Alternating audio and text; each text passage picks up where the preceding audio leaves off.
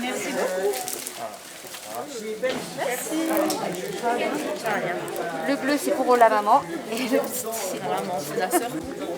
1, 2, 3, 4. La maison d'intelligence artificielle se veut aujourd'hui d'être un peu un hub pour tous ceux qui s'intéressent à l'intelligence artificielle, qui veulent comprendre l'intelligence artificielle. Et donc nous travaillons avec différents partenaires dans notre territoire, qu'ils soient du côté académique et recherche, comme l'INRIA, comme Université Côte d'Azur ou comme le CNRS. Également pour nos animations ou les supports que nous proposons dans le cadre du développement fait autour du projet Arc-en-Ciel, avec des associations qui œuvrent dans la médiation numérique sur le territoire, comme Terra Numérica, comme les Petits Débrouillards ou comme les Apprentis Passages par exemple. Tu es en quelle classe? Quatrième. En quatrième? D'accord. Et tu as su comment en fait l'événement? Comment tu as appris qu'il y avait cet événement? C'est ma mère qui m'en a parlé. D'accord, ok. Ah bah ça va être intéressant cet après-midi. Ouais. Qu'est-ce que tu penses découvrir hein? J'aime bien la réalité virtuelle, donc je pensais que ça allait être intéressant. D'accord. Tes parents travaillent déjà dans ce domaine? Non, pas du tout. Ah, du coup, ça va être une belle découverte. C'est bien. Bonjour. Alors toi, tu as un cordon bleu Oui. autour du cou. Est-ce que tu as regardé le programme? Oui, j'ai regardé assez rapidement, mais j'ai vu avec l'escape game. D'accord. Ah, du coup, tu as l'escape game dans ton programme? Oui, c'est ça. Ouais, c'est pour ça que tu as choisi de venir? Pour Mais l'escape en game? fait, j'avais entendu parler un petit peu de la conférence, enfin, c'est pas vraiment la conférence, mais des activités. Et déjà là, je sais que ça m'intéressait beaucoup la technologie. Donc, D'accord. Tu es en quelle classe? je suis en troisième. En troisième? Oui. Ok. Tu sais déjà un peu ce que tu veux faire? Non, pas vraiment. Pas vraiment? C'est un peu vague pour l'instant. D'accord. Du coup, tu penses que cet après-midi, tu vas en savoir plus? Exactement. Alors, je vois que tu as un cordon vert. Ça veut dire que tu vas avoir le parcours vert. Est-ce que tu connais un petit peu les ateliers? Je sais qu'il va y avoir la cybersécurité. D'accord. C'est un métier qui m'intéresserait ou un univers plutôt qui m'intéresserait plus tard. J'aime beaucoup la technologie. Oui. Et quand j'ai vu ça, je me suis dit bon bah pourquoi pas. Et puis je me pose beaucoup de questions dessus, donc j'aimerais bien le découvrir dans cet atelier. D'accord. Et comment tu as eu connaissance en fait de cette journée, de cet événement? C'est ma maman qui l'a découvert, elle m'en a parlé. Et puis Oui. je me suis dit ah oui super. Puis comme ça parlait beaucoup de la technologie, tout ce qui était en rapport avec l'high-tech et vraiment tout ce qui était en rapport avec le numérique et le futur en quelque sorte. Ça m'a vraiment dit bon bah ok. Et donc bah voilà, on est ici. Ça m'intéresse beaucoup. D'accord. Tu es en quelle classe? Troisième. En troisième? Ok.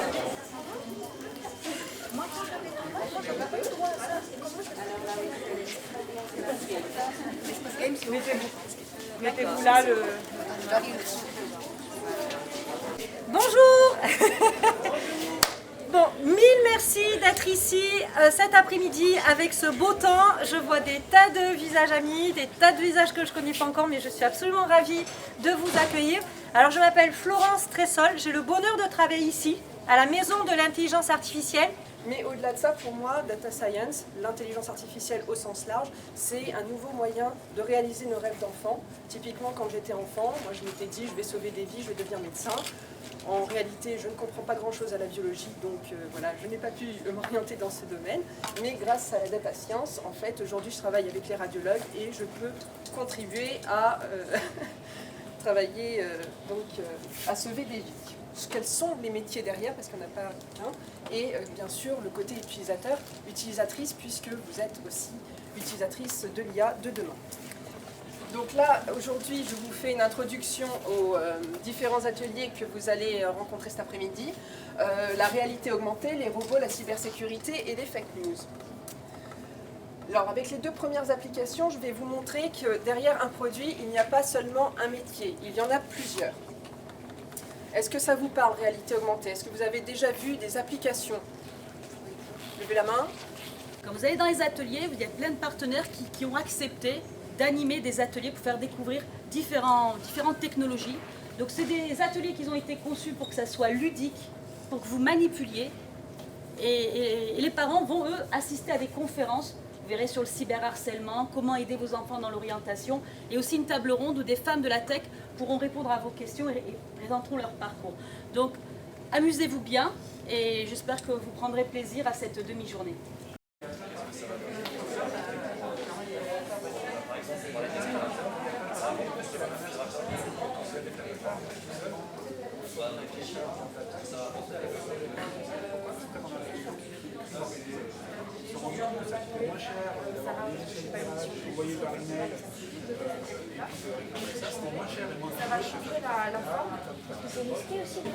L'homme du milieu, c'est quoi? C'est de dire que quand vous naviguez sur Internet, par exemple sur Vinted, vraiment quand tu vas naviguer sur Vinted, tu aimerais être sûr que la photo, tu l'envoies bien à Vinted, pas à quelqu'un d'autre. On est d'accord?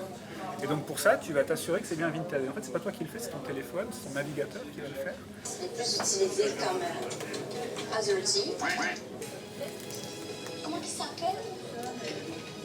Je veux bien qu'elle soit publique. Cette photo, je ne veux pas qu'elle soit publique, mais visible seulement par mon cercle d'amis. Cette photo, je veux qu'elle soit publiée pendant tant de temps et ensuite elle est effacée, etc. Donc n'hésitez pas à utiliser tous ces paramètres-là pour gérer correctement vos infos.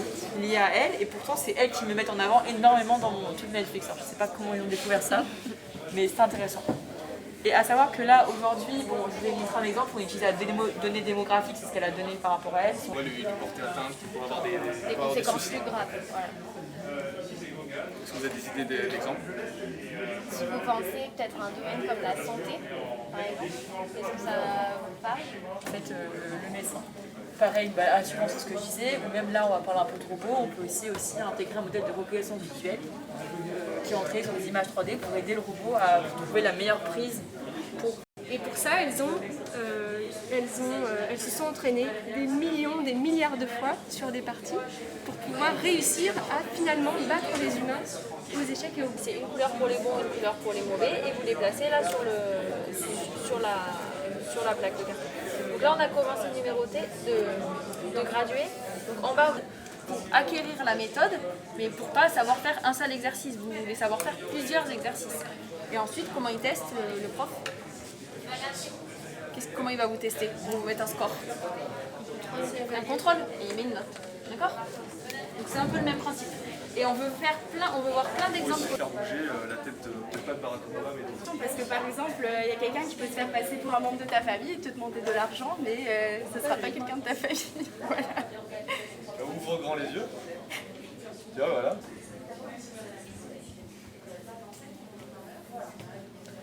Oula, oui, ça fait... La couleur, ça fait plus de voyage, ça fait tout ça. La couleur de l'arbre, c'est un arbre, ça en fait, mais d'accord. C'est-à-dire que s'il y a, je sais pas, si on prend Scratch, voilà, s'il marche à gauche, je fais arriver peut-être un paysage, défiler le paysage vers la gauche. Il y a un truc qui va se mettre en surbrillance, vous allez pouvoir appuyer dessus et ça va vous donner des informations. Donc cette application, on l'utilise pour parler de réalité augmentée. Est-ce que si Google, en effet, il y a une application 3D, mais la réalité augmentée, c'est vraiment, voilà, c'est-à-dire que si je me balade à Paris, ça ne sera jamais. C'est mon application qui le projette dans la réalité. La réalité virtuelle, ça va être un environnement qui est totalement construit. En fait, il y a des outils comme ça qui sont développés petit à petit par des data scientists, par des ingénieurs pour aider les métiers. Qu'est-ce que vous avez appris? On a appris différents types d'attaques de cyberattaques avec du piratage. Ouais. Et aussi tous les métiers liés en fait à la protection face à ces cyberattaques. D'accord. Bon. Du coup là, vous allez à quel atelier maintenant? Là, on va robot et réalité virtuelle. Ok, merci. Les robots et la réalité virtuelle. D'accord. Et qu'est-ce que vous avez appris? Comment ils utilisaient la réalité virtuelle pour travailler, c'était quoi un robot et comment ils les programmaient. Et c'était des choses que vous connaissiez? Non, pas du tout. Pas du tout, donc c'était une vraie découverte. Ouais. Ça vous a intéressé? Oui, c'est très très intéressant. D'accord. Et là maintenant, vous allez à quel atelier? Minecraft, je crois.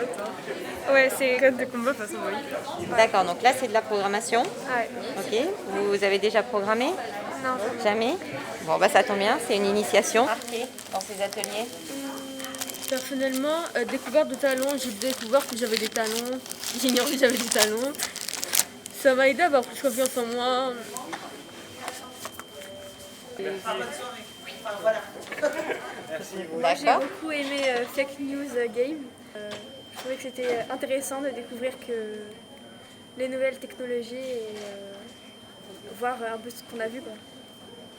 D'accord. Ça t'a donné envie de continuer à étudier peut-être ces matières-là ou à te diriger vers des métiers de la tech? Oui. Et puis aujourd'hui, Stéphanie, tout à l'heure, vous avez fait votre slide et à un moment donné, vous avez fait un slide sur la robotique et il y avait l'interférence en fait avec la psychologie. Et puis là, je vois le coup de coude de ma fille en me disant ça y est, psychologue et de la robotique, une programmatrice. Ce que j'ai fait moi avec mes deux filles quand elles étaient en 3e, je les ai prises en stage avec moi toutes les deux. J'étais à l'époque chez Texas Instruments. Elles ont fait tout le tour d'entreprise. Je leur ai fait faire un parcours du cuisinier au magasinier.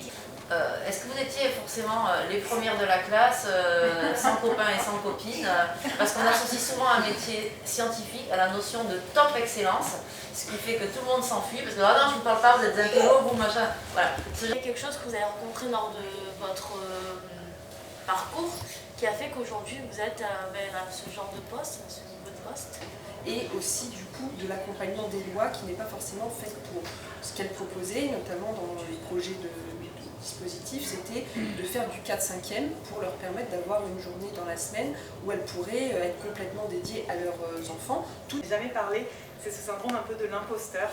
Est-ce que vous l'avez toutes vécu à un moment ou à un autre dans votre carrière? Vous pouvez lever la main si vous l'avez ressenti. 4 sur 5.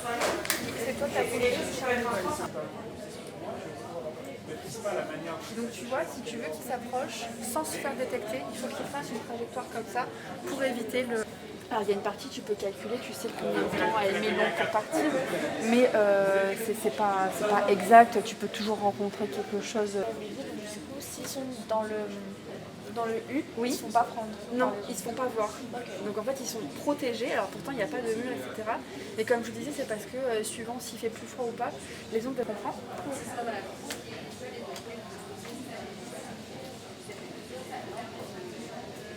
Donc voilà. Tu n'as pas besoin d'être sur le devant de la scène. C'est-à-dire que tu vois, tu vas être un peu dans une équipe, tu vas être une petite fourmi, tu vas aider tout le monde. Mais par exemple, au moment où il faut présenter le travail de groupe, t'aimes pas trop, ou en tout cas, t'as pas besoin, t'es assez discrète. C'est ça que ça veut dire humilité. Ok, non, c'est pas moi. C'est pas toi? Non, mais c'est bien. Alors après, il faut savoir qu'on les a tous, évidemment, hein, ces forces-là, simplement. On en a 5-6 principales qui font qu'on est unique et qu'on peut apporter ça dans une équipe. C'est ça qui est merveilleux. Et aussi, on peut les utiliser pour capitaliser sur nos points forts pour réussir des choses. Tu vois, par exemple, moi, j'ai des fois des élèves, ils adorent les gens, ils adorent le travail d'équipe et ils n'arrivent pas à se mettre à leurs devoirs. Attaque. Quand je mets point, ça marche. C'est point. D'accord. Attaque. Non, c'est qui? En paramètre, tu lui donnes le nom du... Ouais. Il s'appelle Treg. Treg, avec un grand T. D'accord. Ici à sauf qu'il s'est pas mis. C'est quoi? C'est les... Voilà. D'accord. Forcément, mais ça me fait partir dans le domaine. Voilà. Donc, c'est intéressant. Ouais. Et vous, pour attaque, tu lui donnes en paramètre le nom et votre prénom. Aurélia. Pour pouvoir le diffuser à tout le monde. Si vous n'arrivez pas à sortir de la pièce dans les 45 minutes, les entités vont vous trouver. Ils ont peur que le robot prenne le dessus sur l'humain. Ils décident donc d'effacer toute information informatique, de supprimer tous les concepts. Fouillez sous les tables, sous les chaises, dans les placards. Les placards non sont fermés. Mais alors vous allez trouver des indices avec, tu viens de le dire donc je peux le dire, une gommette, vous le prenez, vous le mettez sur la table. Pour sortir de la pièce et découvrir les 7 concepts informatiques que plus tard vous diffuserez au monde entier. Sur la table. Je fais partir le chrono. Il y a plus de 40 minutes. Super. Rebonjour. Alors vous avez participé à l'après-midi du Girls Tech Day. Et qu'est-ce que vous avez fait comme atelier? On a fait l'escape game. D'accord. Et on a configuré notre chambre après, enfin une chambre virtuelle. Ok. Qu'est-ce qui vous a plu dans cet atelier? Lequel? Les Slave Game par exemple. De découvrir de nouvelles choses, genre le code binaire. Et voilà. Déchiffrer. D'accord. Et vous avez aimé cet après-midi? Oui. Oui. Et vous pensez que vous allez du coup pouvoir échanger davantage avec vos parents sur les métiers de la tech? Est-ce que c'est des métiers qui vous donnent envie justement d'aller creuser un petit peu plus loin, savoir Moi personnellement j'ai aucune idée de métier, alors pourquoi pas? Ouais, voilà. Oui, pourquoi pas. Oui. Qu'est-ce que vous avez appris? Déjà dans l'escape game on a vu beaucoup comment était l'ordinateur fait l'ordinateur, donc savoir à quoi il servait, comment on l'utilisait. Oui. Et aussi les différents langages qu'on a vu, comment on les utilisait avec les 0 et les 1.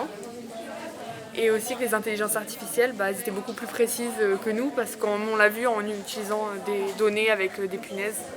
Donc voilà. D'accord. Moi ça a été aussi qu'on puisse mélanger la réalité avec le virtuel, donc dans Augmented City. Et on a vu vraiment qu'on a pu faire une pièce de l'endroit où on était, on a fait une pièce et on a ajouté des meubles et des trucs comme ça. Et ça paraissait tellement réel alors qu'en fait c'était derrière notre écran et c'était juste nous qui l'avons rajouté grâce à ça. Donc voilà. Donc l'idée c'est que autour de ces questions, il y a un échange entre le parent et l'enfant sur des questions telles que pour toi réussir sa vie, qu'est-ce que c'est? Quels sont les métiers qui t'attirent le plus? Quels sont ceux qui t'attirent mais qui ne seraient pas OK? Pourquoi? Donc l'idée c'est qu'il y ait un débat, un peu une discussion autour de ces sujets-là entre le parent et l'enfant. Et aussi dans cette case-là, la possibilité pour le parent de donner son regard sur son enfant, sur ses qualités, ses dons, en quoi il est unique, et de confronter ce regard à la vision qu'a l'enfant de justement où sont ses talents, quels sont ses dons et en quoi il est unique.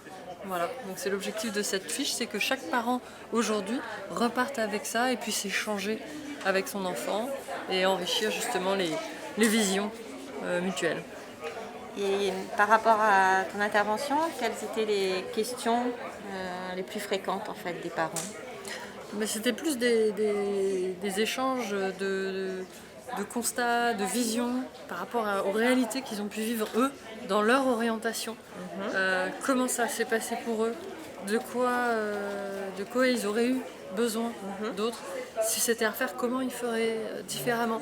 Donc là, les parents ont confronté leur vécu. Et le fait de confronter les vécus montre exactement les mêmes problématiques que les problématiques actuelles, avec des différences parfois. Certains parents disaient moi à l'époque mes parents étaient démunis, ils n'avaient pas du tout d'infos.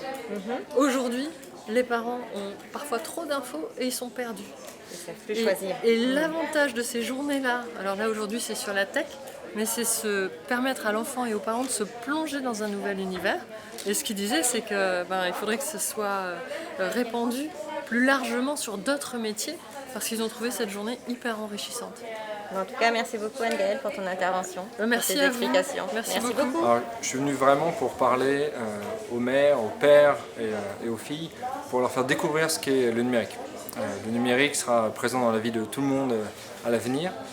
Et en fait, il faut tous, en tant que parents, chefs d'entreprise et même entreprises, on doit être là pour ouvrir nos portes, leur faire comprendre ces métiers-là, pour qu'ils aient envie en fait, de participer à la création du monde de demain. Et on doit tous sortir de chez nous, on doit tous être présents pour justement aller démocratiser nos métiers, parce qu'en fait rien n'est vraiment compliqué, et ce ne sont pas des métiers pour les hommes, ce sont des métiers pour tout le monde, qui est extrêmement important parce que le monde de demain sera virtuel, et il est déjà énormément virtuel aujourd'hui. Imaginez un monde qui est créé de toutes parts et de toutes pièces par des hommes. Imaginez ce monde-là, il n'est pas forcément très inclusif, pas forcément très divers, et donc du coup il sera extrêmement biaisé. Les biais sont déjà énormément présents dans des algorithmes, dans des produits, et en fait tout ce qu'on consomme aujourd'hui. Et on a besoin de plus de femmes qui permettent justement de changer en fait, ces biais et permettent d'inclure énormément de choses nouvelles dans le monde de demain. Et en fait c'est ce qui est super important pour l'avenir du monde. Alors c'était super, en tant que parents on a eu plusieurs réunions on a rencontré plusieurs intervenants et c'est vrai que ça nous aide à mieux appréhender l'orientation de nos enfants, à nous-mêmes baisser nos freins et nos peurs, à remettre en question aussi notre façon de faire. Et c'est vrai que le fait d'avoir rencontré des femmes qui ont réussi dans ce domaine de la tech et qui viennent d'horizons différentes nous permet de voir que tout est possible, quoi.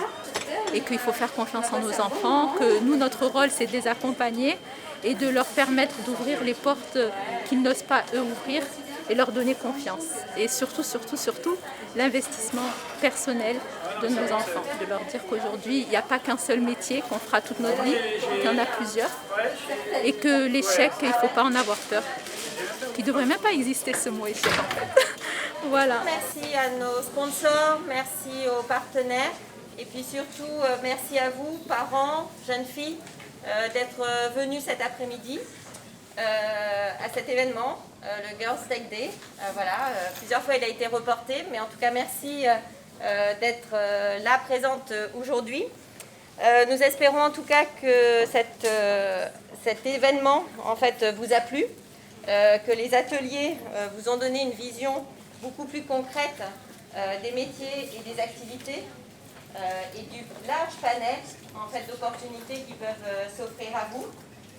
Pour les parents, nous espérons que les conférences ont été inspirantes, et vous ont permis d'appréhender avec peut-être un peu plus de sérénité cet univers. En tout cas, encore un grand merci pour votre présence. N'hésitez pas à nous suivre sur les réseaux sociaux. Encore un grand merci à la maison de l'IA qui nous a accueillis, et qui a pu mettre à notre disposition en fait ses locaux. Et encore un grand merci à nos sponsors et puis aux animateurs qui ont donné de leur temps.